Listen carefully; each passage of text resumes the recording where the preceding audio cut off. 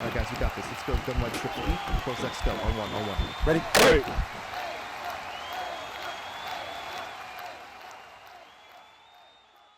What's up, guys? It's Pick'em with HuddleGG, and today we're going to go over one of the quickest blitzes and one of the fastest pressure schemes in Madden 25, and this can be found in the nickel 3-3 odd formation.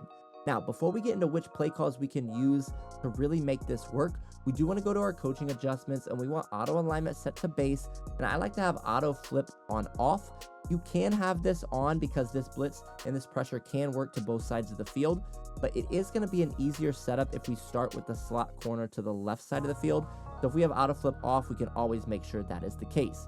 Now, when it comes to the play call that we can can actually use quite a few here in this formation.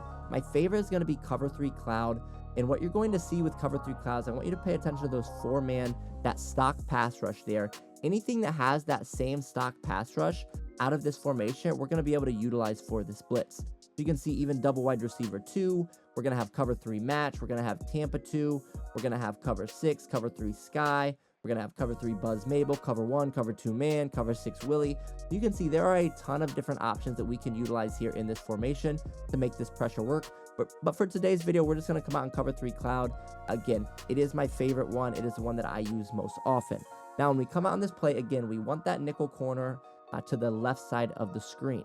Now, when we set this up, it is going to be a very, very simple setup. What we want to do, we want to show blitz, pinch our line down and contain, and then we're going to look at our player, and you can see how the outside linebacker to the right is in that contain angle. What we want to do is we just want to slide him out a few steps to where he becomes that blitzing angle, and then the defensive end becomes that contain, and that's all we need to do for the setup. Okay, now we're going to user this linebacker here on the cloud flat side, and the reason why I like to user this linebacker over this linebacker is because the right of screen seam is going to be the most vulnerable part of this defense, right? When we're running a cover 3 shell on the back end, the seams are really, really vulnerable this year, especially away from the safety that's in the inside third when we are in a too high look, right? So this safety can actually manage the left seam a little bit. He's not going to be able to get to the right seam, and this safety is actually pushing to the outside third, so he's not going to be able to cover it as well. So we're going to user this linebacker, and we're going to take that away ourselves. Now, you can see here in practice mode, there is a bug with your defensive line where they'll sometimes float backwards before we say hike.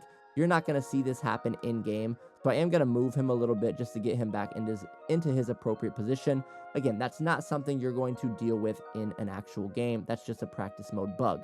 Now, if we look at our defense here, the goal is to get this defensive end here that we just moved, to get him to attack that tackle first, which is going to give us that free rusher off the edge in our outside linebacker. When they say hike, we're just going to run back to our area of the field, and you can see that we're able to take the attention of that tackle and get immediate pressure off the edge. Now, if you like this specific setup, make sure you head over to HuddleGG today to check out the rest of my 3-3 odd defensive game plan, which we just dropped.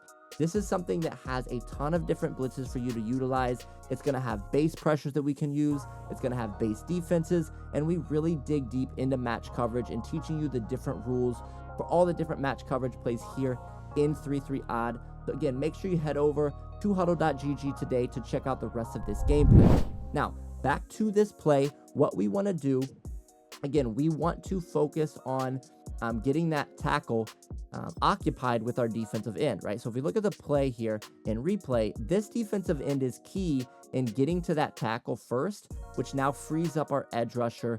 And if they do not block that running back, we're able to get this pressure time and time again, and it is very, very quick.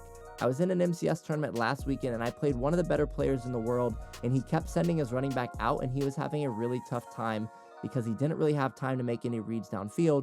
So if you take away their first read and you're able to get this pressure, it's going to be very, very difficult for them. And like I said, it works on the best players in the world. So anyone you face, it is going to be frustrating to deal with.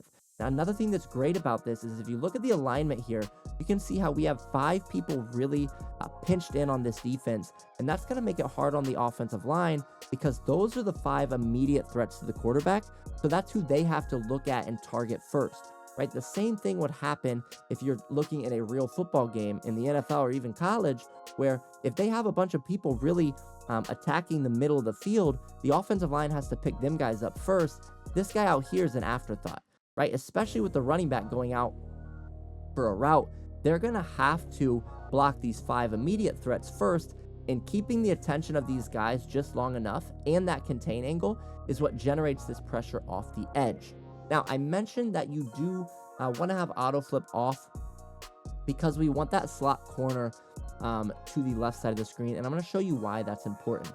So if we come out and we do run this flip with the slot corner to the right side of the field, again, you still can get the pressure in. What you're going to see is when we have this flipped, when we show blitz, you're going to see how those 2 middle linebackers switch spots.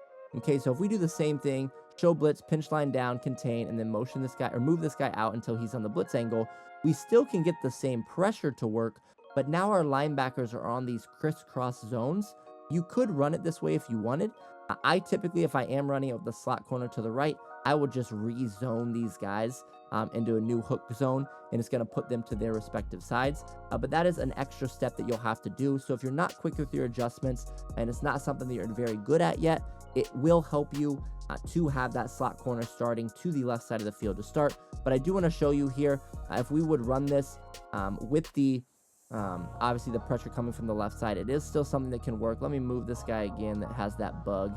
Again, something only in practice mode you're going to see. But when we say hike, you're going to see how we're able to get to that left tackle now, and we're still able to generate that same pressure off the left side that we were able to on the right side. But like I said, when we run it this way, we do have that extra 2 adjustments that we need to do with those linebackers, but the pressure is going to come in the exact same. Now, the reason why I love this is to block it, the easiest way is they're going to have to block a running back.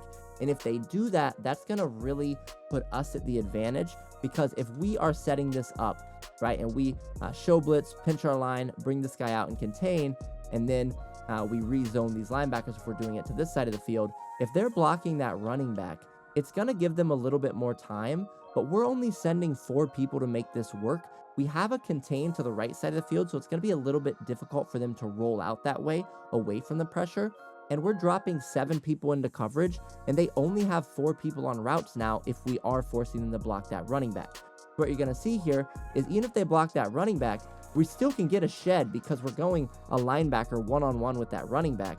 So you still can get solid pressure, but that's going to really be frustrating for them, and it's going to be something that, again, puts us at a big advantage as a defense, is if we can force them into blocking 6 people to only block our 4 rushers, that puts us at the huge advantage. So you can see here, we have 7 people dropping back into coverage, and they only have 4 receivers available because they had to take one and block him to pick up this blitz. And like I said, they can't roll out away from this because you have the contain over here to this side. So it really forces them into the pocket, and our outside linebacker is going to win with a quick shed a lot of the times, even if they block that running back, and we're still able to get that quick heat on the quarterback, even when they're blocking 6 against our 4-man pass rush.